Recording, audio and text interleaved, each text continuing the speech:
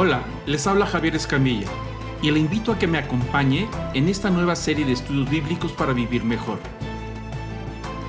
En este estudio aprenderemos lo que la Biblia enseña acerca de las bendiciones y las maldiciones.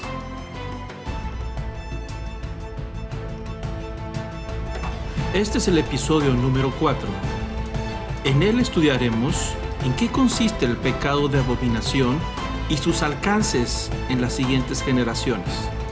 También veremos en qué consiste el ocultismo y sus diferentes formas. Comenzamos. Muy bien. ¿Qué es ese ocultismo y esas formas que toma este ocultismo?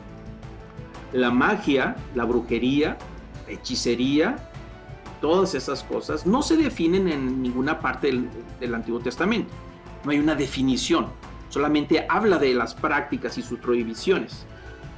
No dice de dónde proceden, simplemente se aceptan como algo que es un hecho que existe y que el pueblo de Israel está expuesto a esas cosas. La difusión de la magia basta para indicarnos cuánto se creía en ella. Los israelitas habían recibido como herencia inevitable muchísimos ritos mágicos. Principalmente hay 4 fuentes de donde el pueblo de Israel recibe todas estas prácticas de brujería y hechicería. Estaba expuesto a eso y había una herencia, inclusive las heredaron, pero le tocó a esa generación romper con ellos.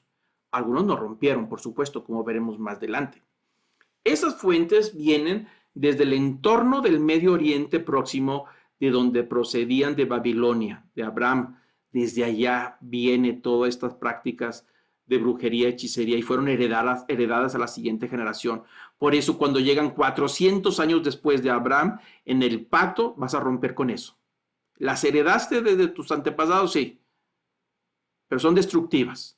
¿Quieres disfrutar de esa réplica del Edén que voy a hacer en la tierra prometida? Tienes que romper con lo que tú heredas de tus abuelos y tatarabuelos, que parece inocente, pero rompen estos principios y traen la destrucción de lo que yo quiero hacer contigo.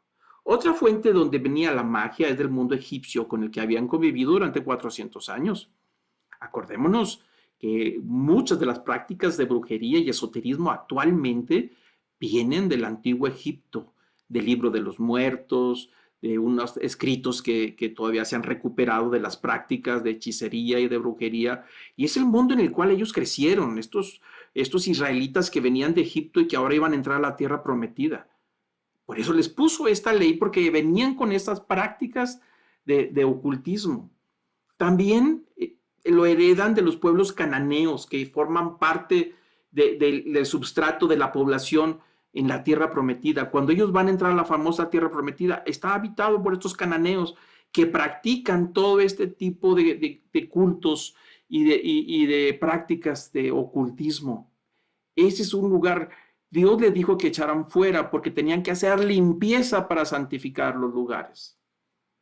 Y otra de las fuentes de los pueblos que quedaron, los filisteos, los pueblos del mar, que no lograron echar de la tierra prometida durante el tiempo de la conquista. ¿Echaron fuera muchos pueblos cuando conquistaron la tierra? Sí, pero también dejaron pueblos que no los echaron fuera y convivieron con ellos. Eran grandes practicantes de la brujería, del ocultismo y la hechicería. Ahí con ellos empezaron a convivir y no echaron fuera. El ocultismo en el sentido más amplio sería el conjunto de prácticas que pretende la manipulación de la naturaleza por medios no naturales. Para ello se vale, por un lado, de las propiedades ocultas de las plantas, minerales, fluidos animales como la sangre, los cuales utiliza para la preparación. Filtros amorosos, venenos que puedan usarse para provocar enfermedades o la muerte. Además de los recursos materiales, el hechicero utiliza unas fórmulas orales llamadas conjuros, que recitados durante la ceremonia o el ritual mágico, cargan o aumenta el poder de la preparación. Hay muchas formas de ocultismo. Yo voy a citar algunas, porque no es un curso de eso, pero necesitamos identificarlas para saber si nosotros o nuestros antepasados lo practicaron y poder nosotros como generación, como chosnos, como segunda generación o tercera generación, romper con esas cosas. Por eso voy a citar algunas. Espiritismo. El espiritismo es una práctica o doctrina que sostiene que es posible entablar una comunicación con el espíritu de un muerto por medio de una persona llamada medium. Viajes astrales y canalizaciones. Dios nos prohíbe que nosotros hagamos el intento de comunicarnos con muertos o a nuestros antepasados. No importa si el abuelo se llevó la combinación de la caja fuerte. Se murió el abuelito y nunca dijo dónde estaban los centenarios que estuvo guardando y que heredó desde el tatarabuelo. Sabíamos que lo teníamos, pero quedó de decirnos y nunca nos dijo. A última hora se murió. Entonces, ¿cómo le hacemos? Vamos a buscar una medium para poder localizar al abuelo y tener contacto con él y que nos diga dónde. Prohibido. Eso es espiritismo. Viajes astrales, que el cuerpo que la persona se desprende de su cuerpo y va a dar a otros lugares y visitar. Prohibido practicar eso o tratar de entenderlo. Canalizaciones, es decir, cuando yo soy el canal para que un espíritu se comunique con los mortales. Totalmente prohibido. Magia, prohibida. La lectura del aura, es decir, que hay personas que le leen su energía, si es azul, si es amarilla, si es verde, y en función del color le van a decir cómo está su persona, si está intoxicada emocionalmente, psicológicamente, si le han hecho un trabajito, y si es la mala suerte, por eso no da una y le va mal, porque le leen su aura. Y si el aura está medio oscurona, medio mala, a través de ciertos rituales van a hacer que el aura esté color azul. Es decir, para que logre entonces todos sus propósitos. Magias de rituales blanca, negra, etcétera. Todo ese tipo de magias. La magia, esa que se da a través de elementos sagrados, se conoce como magia blanca. Usan hasta imágenes de santos, oraciones, rezos, mezclada con ajos. Si usted se va a un mercado popular del centro de la ciudad, seguramente ahí se va a encontrar con todos estos artilugios necesarios para practicar la magia blanca. Y la gente dice que no es mala porque es magia blanca. Entonces practica un tipo de cristianismo, entre comillas, heredado, y lo mezcla con las tradiciones de sus antepasados indígenas en ese sincretismo de una revoltura extraña y rara. Es decir, practica la magia, pero cree en Dios. La brujería, es decir, personas que practican la brujería, movimientos como la Wicca, que son movimientos del neopaganismo. Hay movimientos actualmente de un resurgimiento de las religiones paganas en Europa y en los Estados Unidos. En Europa se reúnen una vez al mes para poder resucitar la religión pagana de los nórdicos. Y se visten como vikingos, sacerdotes, druidas y hacen sus ceremonias y empiezan a practicar y dicen que ellos son cristianos, pero están recuperando aquella religión perseguida injustamente. Y se llama Wicca o neopaganismo. Y no se consideran brujos porque dicen que no le quieren hacer ningún mal a nadie, pero tratan con esas energías y esas fuerzas con las que trabajaron sus antepasados. La adivinación, algo muy común, es decir, la práctica de la cartomancia, la adivinación a través de las cartas, la baraja, el tarot, numerología, tratar de poder hacer las combinaciones de números para la buena suerte, para sacarse la lotería, los números que lo favorecen de acuerdo a la fecha del nacimiento, y tratar de encontrar los códigos secretos a través de los números inclusive de la Biblia, y hay una serie de cosas que están tratando de adivinar a través de la numerología, lectura del café o del té, los asientos, la palma de la mano, algo muy común. Recuerdo en una ocasión que estábamos un amigo y yo en un lugar público, allá en uno de los pueblos, y se acercó una persona ahí con una pañoleta, un paño en la cabeza, y se acerca y dice, oye guapo, ¿te puedo leer la mano? Me dijo, no queremos nada de eso. ¿Te puedo quitar la sal? Dijo, mejor quítame el azúcar, que es la que ya no aguanto, que la que me está llevando a la tumba. Bueno, lo que quiero decir es que la adivinación, la lectura de las manos, que son prácticas inofensivas para algunos, y está relacionada con la práctica de la adivinación. La ouija, como un juego, empieza como un juego, pero se va induciendo a las prácticas ocultas. Cualquier forma que pretende conocer lo secreto. Arcanos, oráculos, que tratan de revelar cosas ocultas que Dios no quiere ni ha permitido que sepamos. Las supersticiones también pertenecen a ese plano. Es decir, la atribución de una explicación mágica a los eventos sucedidos. Las personas supersticiosas creen y piensan que ciertas acciones como los rezos, conjuros, hechizos o rituales influyen en su vida diaria como los amuletos. Creen que los gatos negros son de mala suerte. Si se les rompe un espejo van a vivir 7 años de desgracia.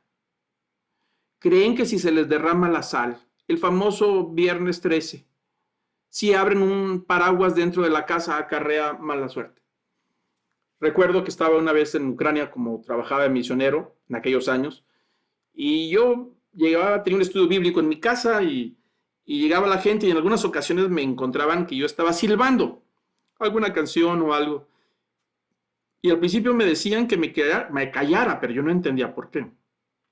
Y cada rato me decían, y pasaba el tiempo, hasta que una persona me dijo, no puedes silbar porque te acarrea mala suerte si silbas dentro de tu casa. Le dije, pues yo me voy a morir silbando y contento y feliz y en paz. Pero lo que quiero decir es que hay gente que altera su comportamiento en función de que creen que ciertas acciones generan una energía negativa y detonan poderes que les son contrarios y que van a cambiar el rumbo de su vida. Creer en eso, practicar ese tipo de cosas, que si paso por abajo de una escalera, es estar creyendo y dándole fe a ese tipo de poderes. Nosotros no podemos caer en esto. Necesitamos estar libres de toda esta situación. Supersticiones tales como los gatos negros, viernes 13, pasar por debajo de la escalera, ya lo hemos comentado, todo está asociado a la mala suerte. Muchas de ellas presentan orígenes antiguos y para nada comprobados. Viene de mucha mitología, formado en parte por las creencias de la gente que las profesa. Por ejemplo, la creencia de la mala suerte asociada a un gato negro se debe a la Santa Inquisición, a quien atribuía a este animal la reencarnación del diablo. Viernes 13, no te cases ni te embarques. Durante la última cena eran 12 los apóstoles, incluyendo a Jesús, más el 13, que es Jesús, el traicionero, Judas, es el número 13. Por eso ya quedó marcado el número 13. El fin del mundo comienza, según ellos, en el capítulo 13 del libro Apocalipsis, y el tarot, la carta número 13, es el arcano innombrable, es decir, la muerte. Toca madera. Hay que tocar madera. O hay que doblar los dedos, hacer changuitos, como dicen por ahí. Nosotros no podemos andar practicando y ni creyendo en eso. Podemos usar una broma, bromear, sí, pero no usarlo en forma segura. El esoterismo también se practicaba y se sigue practicando hasta nuestros días. Es decir, las órdenes secretas, que ellos dicen que son poseedores de los conocimientos de los poderes que rigen al mundo y sus habitantes, como los Rosacruces, la práctica de la cábala, iniciados, teosofía, etc. Hemos hablado en algunas ocasiones de esta mujer, Madame Blavatsky, que allá por los años de 1800 y tanto, esta mujer rusa o ucraniana, me parece, ella fue de las principales en ejercer y resucitar lo que se conocía como el nuevo gnosticismo, y empieza a acarrear las prácticas orientales de las religiones hindú y las mezcla con la brujería de Egipto y empieza a traer una nueva revelación y lo mezcla con el cristianismo. Le llamó la teosofía, es decir, el estudio de Dios y la filosofía a través de un nuevo conocimiento. Son de los precursores, junto con ella y otros personajes más, que son los que establecieron el cimiento para la nueva era, algo que ha sido disfrazado en nuestros días. Pero eso está prohibido, todo ese tipo de prácticas egipcias, elementos egipcios, es decir, con la intención de practicar ciertos poderes. La astrología también está prohibido, que es la creencia de que los cuerpos celestes ejercen poder e influencia en la vida de los humanos. Para cada persona hay un planeta que rige su vida y la conjunción de ellos marca los tiempos para acceder a sus poderes. Los astrólogos dicen que cada uno de nosotros tenemos un planeta que nos rige. Y depende de la conjunción de ese planeta en las diferentes fechas del año o de las décadas, pueden alinearse para favorecer esas energías a nuestro beneficio, y entonces en esa puerta que se abre de energía, poder nosotros hacer contratos, tomar decisiones y una serie de cosas. De ahí parte hasta los horóscopos. La creencia que los planetas ejercen influencia sobre nuestra vida. Nosotros como cristianos no podemos. El satanismo es muy obvio. Ahí sí es muy claro. Religiones donde practican sacrificios de animales, como las que se practican en Cuba, en Brasil, religiones que han venido desde el África y se han mezclado y que todavía son muy populares. Algunos políticos las buscan para poder ganar sus campañas. Por supuesto, no todos, hay unos muy reconocidos, muy loables, pero eso era muy común. Inclusive los grandes hombres de negocios aseguraban grandes contratos a través de contratar servicios y hacer pactos con las fuerzas del mal. La angelología, que suena muy inofensiva, ya hemos hablado algo de eso, es el estudio de los ángeles, de sus nombres, su lugar en la jerarquía divina y su rol y su influencia. Esta angelología cree que cada uno de nosotros tiene un ángel especial y que hay manera de lograr que usted se siente en su casa de acuerdo a ciertos ritos que puede preparar, y entonces preguntarle a su ángel, el suyo, que cómo se llama. Y una vez que conozca el nombre de su ángel, usted ya puede abrir una puerta para poder recibir estos poderes sobrenaturales para su beneficio. La combinación de estas jerarquías de ángeles, conocer sus nombres, sus funciones y sus prácticas, mandarlos y recibirlos, han desarrollado una serie de estudios a nuestros días para poder manipular según ellos estos poderes. ¿Recuerda usted una vez un ejemplo que le di de una persona que me dijo: ¿sabes qué, Javier? Me acaba de llamar una amiga. Me dijo que tiene el ángel fulano de tal en su casa y que mañana me lo va a mandar a las 11 de la mañana, que tenga unas flores ahí en la entrada, en el vestíbulo, tienen que ser rosas de no sé qué tipo de color, que debe de encender una vela, un vaso con agua de no sé qué cosa, y que deje la puerta abierta de la entrada principal porque a las 11 va a entrar y a partir de ahí ya está conmigo y me va a dar el nombre de ese ángel para poder yo entonces tener todo este acceso. Ocultismo del puro, creyendo que los nombres de los ángeles tienen poderes. Hay alrededor de una letanía de cerca de 40 y tantos nombres de ángeles en diferentes jerarquías, arcángeles, ángeles, querubines, y todo ese tipo de potencias y esos tipos de nombres que no tiene caso ni siquiera profundizar. Pero hay todo un desarrollo de estas ideas que conviven entre nosotros y entre gente conocida también. ¿Se acuerdan ustedes en algunas de las sesiones de aquellas clases que hablamos sobre entendiendo el poder de Dios? Vimos en una de esas clases por qué Dios condena a este tipo de prácticas. Y la razón es muy sencilla: por el origen. Es decir, Dios es el origen de toda autoridad y poder. Todo el poder viene de Dios. Pero Dios, cuando da autoridad, lo da a sus ungidos. Es decir, Dios nos da la autoridad para poder ejercer y cumplir una función. Por eso nos da autoridad. Y esa autoridad es en el nombre de Jesucristo, no en mi nombre. Por eso al pueblo de Israel le decía: vas a jurar en mi nombre. Es decir, la garantía de tus contratos de acuerdo las vas a cumplir en mi nombre, no en el tuyo. Yo soy la autoridad y tu respaldo y tu garantía. Y entonces, una vez que te da autoridad y te da en el nombre de Jesucristo, no nuestro nombre, el poder. La autoridad es la unción que Dios nos da.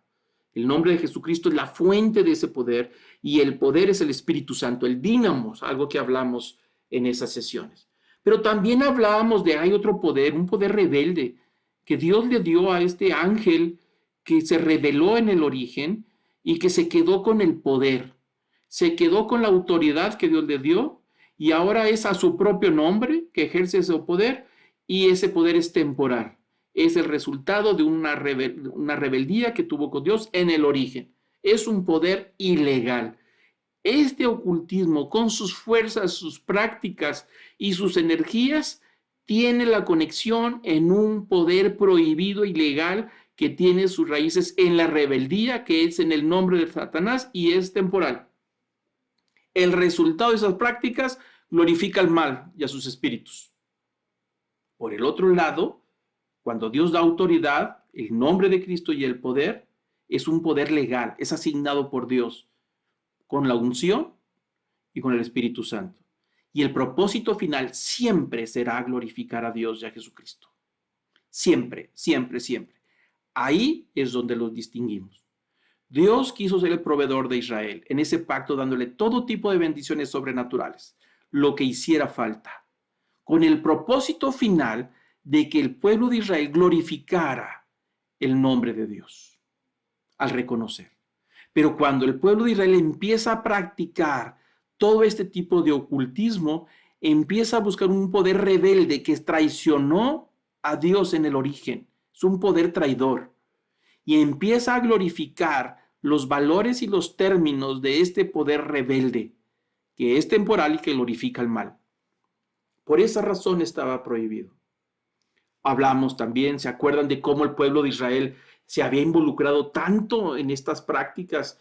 Vimos en aquella clase el capítulo 13 de Ezequiel, donde Dios reprende a la hechicería en el pueblo de Israel y habla de estas mujeres en el capítulo 13 de Ezequiel, esa seducción del ocultismo que había alcanzado hasta los profetas. Los profetas de Israel, que tenían como función la glorificación del nombre de Dios, habían cedido a prácticas ocultistas. Y dice el versículo 17, dice, tú hijo de hombre, le dice a Ezequiel, un profeta mandado por Dios, pon tu rostro contra las hijas de tu pueblo. ¿Qué quiere decir pon tu rostro? Rechaza, háblales claro y enfrenta a las hijas del pueblo que profetizan por su propia inspiración. Ahora profetiza contra ellas. Di, así dice el Señor Dios, ay de las que cosen cintas mágicas para todas las coyunturas de la mano y hacen velos para la cabeza de la persona de toda talla con el fin de cazar almas. Es decir, estas mujeres trataban de atrapar los poderes del mal a través de esos tejidos de las cintas. Mientras los tejían, hacían sus rezos, sus fórmulas, iban tejiendo estas cintas, estos velos, y las vendían a las personas. Ellos iban y les decían, téjeme una cinta porque tengo estos problemas, y ellas los hacían y ahí iban con todo el poder y las usaban en las cabezas a la medida, en sus velos, dice, con el fin de atrapar almas. Es decir, la persona que practicaba este ocultismo quedaba atrapado, enredado. Y empieza ahí esa palabra que ya estudiamos en aquellas sesiones, por eso no me voy a detener ahí. Empieza a hablar sobre todo este tipo de prácticas que empieza a generar la destrucción del pueblo de Israel. Este pueblo había entrado a la tierra prometida en ese famoso tálamo nupcial que estudiamos la sesión pasada, dispuesto a entrar a todas las bendiciones, pero dejó pueblos, entre ellos paganos, que practicaban la hechicería. Y con el tiempo empezó a ser seducido. Hasta los propios profetas de Dios se enredaron. Y hasta las mujeres, las hijas de Israel, empezaron en las prácticas para alcanzar la buena suerte, para alcanzar los augurios, para alcanzar sus propósitos y objetivos y traer al ser amado y enredar y amarrar y desamarrar para rechazar, con todo lo que ya hemos hablado. ¿Qué dice la Biblia y del tema del ocultismo?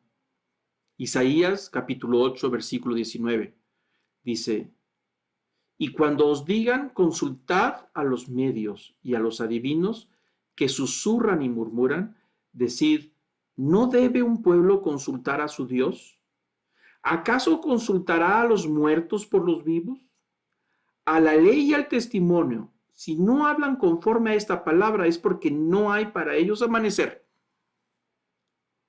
Isaías está hablando ya en los años alrededor del año 600, por ahí antes de Cristo, este primer ministro de la corte del rey Usías, un hombre muy preparado, muy estudioso. Dios lo llamó para ser su profeta y para poder llevar al pueblo de Israel al arrepentimiento, porque ya estaba viviendo momentos de culminación de prácticas de hechicería. Estaba atestado de todas estas prácticas. Y entonces dice el profeta Isaías, dice, cuando los inviten a ir con un medium, con una divina, con alguien que hace trabajitos, que les digan, ¿sabes qué? Si estás pasando por malos momentos, no te preocupes, conozco a alguien que hace muy buenos trabajos y te va a echar fuera la mala suerte. Cuando alguien los invite, deben de decir, ¿qué acaso no tenemos un Dios? ¿No tenemos a alguien que nos revela lo que necesitamos saber? ¿Qué acaso no servimos a un Dios que se encarga de nuestros asuntos, de nuestras necesidades? ¿Qué no tenemos un acceso de oración al Padre para poder presentarnos y llorar delante de Él, vaciar nuestro corazón cuando estamos afligidos, atribulados, acorralados? No tenemos acceso para poder descargar nuestras cargas. ¿No dijo Jesús, aprended de mí que soy manso y humilde de corazón?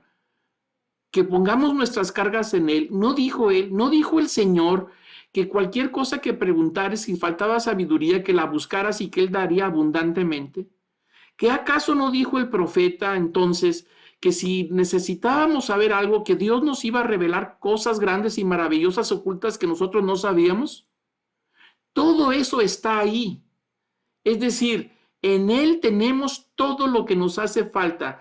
¿Qué necesidad tenemos nosotros de ir a consultar a los muertos por los vivos? ¿Qué necesidad hay de ir a buscar un espíritu de un muerto por la vida? ¿Qué necesidad hay de hacer eso? Y luego dice, la ley y al testimonio me remito. Si no hablan conforme a esta palabra, es que no les ha amanecido. Viven todavía en oscuridad. Eso es lo que quiere decir. No les ha llegado la luz. Si la persona creyente que dice que es creyente de Dios y que es hijo de Dios y que reconoce a Jesús como Señor y Salvador y tiene un pacto con Él y ha sido una nueva criatura, pero todavía se siente seducido por este tipo de prácticas y porque está tan apretado, porque Dios no ha hecho con él lo que él espera, o porque le ha pedido un buen número de veces, pero Dios no le ha respondido como él o ella espera, y que se desespera y empieza a decir, si Dios no me responde, voy a buscar a la hermana fulanita que es buenísima para estas fórmulas y que puede hacer un excelente trabajo para salir del apuro. Si nosotros empezamos a ser seducidos, es que estamos viviendo en oscuridad, es lo que dice. Conforme a esta palabra, es que no les ha amanecido. Vivimos todavía en la ignorancia y en la oscuridad, porque no conocemos a Dios, no conocemos sus promesas, no conocemos el pacto, no conocemos sus principios. Todo lo que interpretamos de Él lo interpretamos mal. Lo interpretamos mal porque no estudiamos la Biblia, porque no nos interesa meternos un ratito. Y no me refiero a ustedes, gracias a Dios que estamos aquí. Por algo están aquí, porque quieren saber. Me estoy refiriendo en general a personas que inclusive van a la iglesia los domingos, pero no les interesa estudiar. Y cuando viene el día de la prueba, seducen. Recuerdo el caso de un amigo, cristiano de muchos años. Entró en aquellas crisis, esas crisis que había en México cada 6 años. Y una de esas lo llevó a perder muchísimo de su empresa. En la desesperación, fue y consultó a unas personas para ver si lo sacaban de la situación en que se encontraba. Después de años nos encontramos y me platicó su historia. Llorando me dijo, llorando, quebranté un principio de Dios en mi desesperación. No podemos juzgar a la gente a la ligera porque no sabemos lo que les pasa ni si estamos en sus zapatos o no. Pero el principio es el principio. Al final de cuentas, él se dio cuenta de su error y pidió perdón y fue restaurado su relación con Dios. Ahora es un buen cristiano. Todos podemos caer. Todos podemos ser seducidos en la desesperación, cuando estamos estirados, cuando estamos apretados entre la espada y la pared. Pero dice que tenemos acceso para los momentos de crisis. Torre fuerte es el nombre del Señor. A Él correrá el justo y rescatado será. Es decir, encontramos en Él los recursos para nuestras crisis. Y sigue diciendo Isaías capítulo 28. ¿Por qué habéis dicho, hemos hecho un pacto con la muerte, hemos hecho un convenio con el Seol? Cuando pase el azote abrumador, no nos alcanzará, porque hemos hecho de la mentira nuestro refugio y en el engaño nos hemos escondido. El pueblo de Israel en los tiempos de crisis, desesperación, porque no quería sujetarse a los principios de Dios, prefirió buscar por los poderes ocultos y prohibidos por Dios encontrar soluciones para sus problemas. Las bendiciones residen dentro de los límites de las cosas reveladas.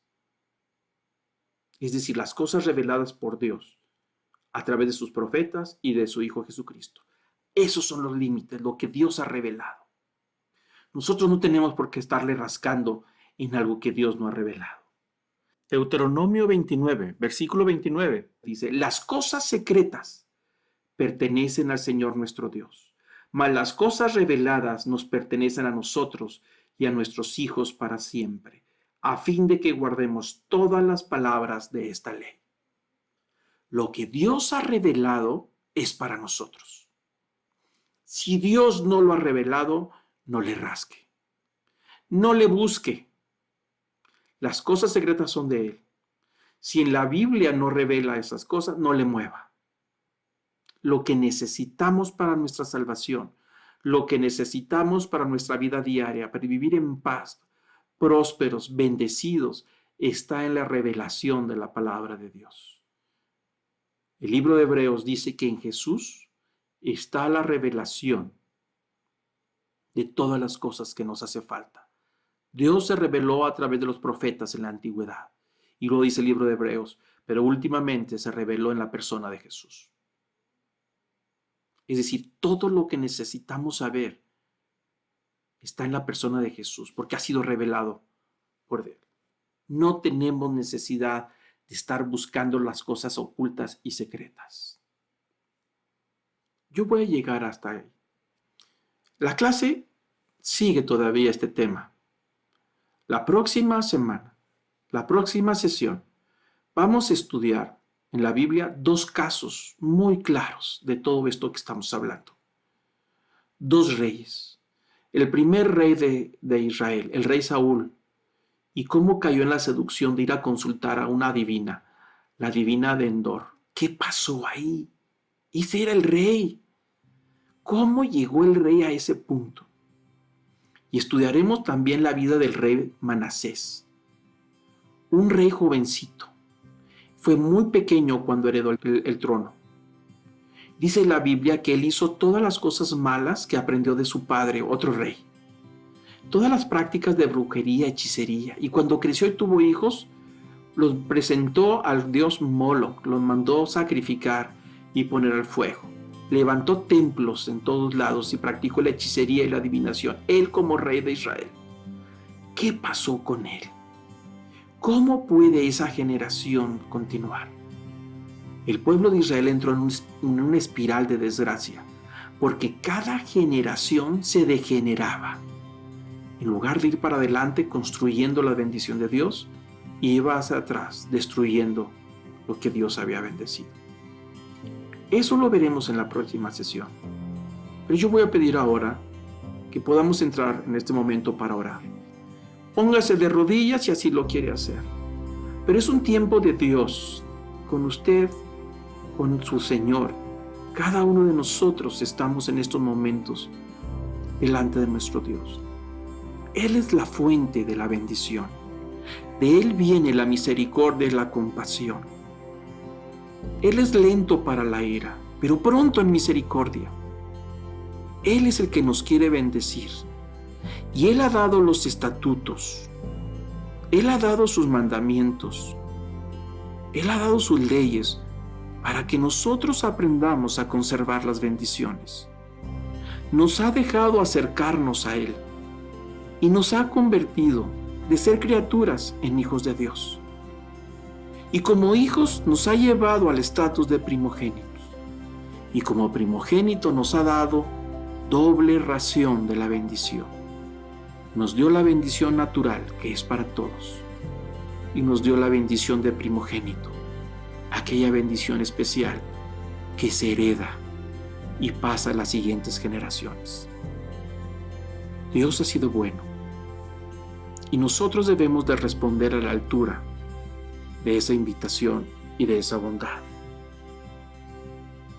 Yo quiero pedir que en estos momentos cada uno en forma personal le digamos al Espíritu Santo que traiga a nuestra memoria aquellas cosas que tal vez hayamos practicado o que hicimos en el pasado, ya sea en nuestra ignorancia o en nuestra desesperación, y que podamos arrepentirnos y decirle: Señor, te pido perdón porque hice cosas que no debí.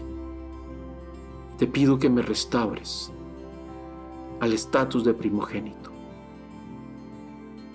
Y Señor, en estos momentos también rompemos con aquellas prácticas heredadas de nuestros padres o de nuestros abuelos. Algunos que quizá practicaron en su ingenuidad o en su ignorancia, por tradición, por cultura, o conscientes de lo que hacían. Prácticas que son contrarias a tu naturaleza. Prácticas que pertenecen a lo oculto, a lo que tú nos prohibiste. Te pido, Señor, que si hay algo en nuestra vida, que tu Espíritu Santo nos pueda dar la luz y nos traerá la conciencia para que nosotros seamos responsables delante de ti y hacer un pacto contigo de romper con esas prácticas. Y que esas prácticas no habrá en nuestra vida o en nuestra casa, para que nuestros hijos no hereden esas prácticas. Tú nos has dicho que el alma que pecare, esa morirá, y que todos somos responsables delante de ti, y que los hijos no heredarán la culpa por los pecados de los padres, y los padres serán culpables por los pecados de los hijos. Tú eres bueno, y tu misericordia es para todo el que se acerca y se arrepiente. Pero estamos conscientes del impacto, Señor, de ciertas prácticas que nos pueden alcanzar, prácticas de las generaciones pasadas. Así como Nehemías entendió que las consecuencias de haber roto el pacto en Israel llevó como desgracia la esclavitud en Babilonia, y esa nueva generación que regresó 70 años después, una generación nueva que tomó la decisión de no seguir con la hechicería, ni con la brujería, ni con la adivinación, sino que ellos llegó un momento en que dijeron: te pedimos perdón por los pecados de nuestros padres. Es decir, entendemos y creemos que por lo que ellos hicieron, nosotros sufrimos pérdida. Pero aquí estamos delante de ti, Señor. Queremos pedirte que construyas una nueva generación en nosotros, que nos des el valor para romper, que nos des el valor para rechazar, para quitar esas prácticas y que podamos tener un camino nuevo, Señor. Bendecimos a nuestros hijos, a cada uno de ellos por nombre. Bendecimos a cada uno, Señor. Te pedimos que tu bendición esté sobre ellos. Te pedimos que tu bendición marque el rumbo de nuestros hijos. Bendecimos a nuestros padres, porque también hemos heredado bendición de parte de ellos. Hemos disfrutado de la bendición que tú les diste a ellos porque ellos caminaron contigo en fidelidad y en verdad. Y es por la relación que tuvieron contigo que nosotros disfrutamos, no de la salvación, sino los efectos de esas bendiciones, porque la salvación es personal. Gracias por ellos. Gracias, Señor, por los abuelos. Gracias, Señor, por las personas que nos rodean. Enséñanos a ser responsables. Enséñanos a andar en humildad y en sencillez. Y Padre, en el nombre de Jesús, el día de hoy hacemos un pacto contigo de romper con toda práctica, toda forma de ocultismo que rompa la dependencia de ti y que deteriore nuestra relación contigo. Tú eres nuestro único Dios. A ti te damos la honra y la gloria. Bendecimos, Señor, a nuestra familia y te bendecimos a ti. Gracias, Señor, por todo lo que nos das, por lo que nos has dado sin merecer, por lo que nos has dado sin pedir. Gracias, Señor. Que podamos pasar a la siguiente generación y que nuestros hijos puedan multiplicar la bendición que nos has dado. Recibe, Señor, toda la honra, toda la gloria, el poder, la majestad y el dominio que solo a ti te pertenece. En el nombre de Cristo Jesús. Amén.